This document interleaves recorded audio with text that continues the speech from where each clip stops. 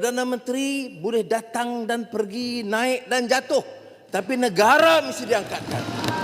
Anwar tak dapat telefon dengan Trump, itu segi isu besar. Saya tak ada masalah orang telefon, kita terima. Dah telefon banyak pun jadi isu pula. Perdana Menteri telefon. Ini apa punya perangai saya tak faham.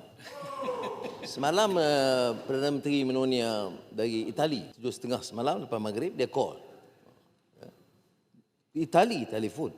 Ini bukan perkara biasa, dan saya ini betul. Telefon biasa, tapi selalu kita yang minta nak call mereka. Ya.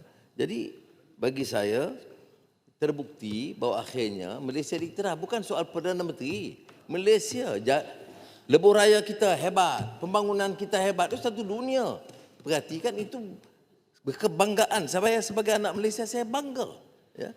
Kerana liputannya puluhan juta lihat. Ya. Tentang kejayaan kita, jalan raya kita kena disebut di situ, dan juga tentang pembangunan dan juga jasa kita dalam soal perdamaian Thailand Kemboja. Semua ingat dulu, wah bukan Anwar saja klaim, sebenarnya orang lain. Tapi Presiden sendiri akui. Betul dia ada peranan, betul banyak negara yang ada peranan, tapi dia iktiraf mediation efforts led by Prime Minister of Malaysia. Ya. Tapi tentulah kenyataan itu menyakitkan setengah yang memang ada hati tersakit. Baik. Baik. Baik, jadi begitu juga. Sudah bayangkan, dalam sidang yang sama, selang beberapa hari ini dengan Amerika Syarikat,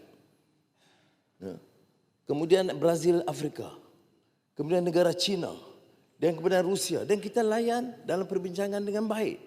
Sebab kita sebagai negara membangun, berkembang, dan relatif kecil, harus bekerja untuk meningkatkan perdagangan dan perlaburan dengan semua. Apatah lagi dengan keadaan sekarang di mana nama kita harum. Nama Malaysia harum. Ya. Dan ini kalau lihat umpamanya dalam sejarah, ini ulung-ulung kali berlaku. Gunalah kesempatan ini untuk bangunkan negara. Janganlah rasa sakit hati kerana kejayaan negara. Ini kejayaan negara. Ya. Perdana Menteri boleh datang dan pergi. Perdana Menteri, saya tegaskan semula, Tan Sri. Perdana Menteri boleh datang dan pergi, naik dan jatuh. Tapi negara mesti diangkatkan.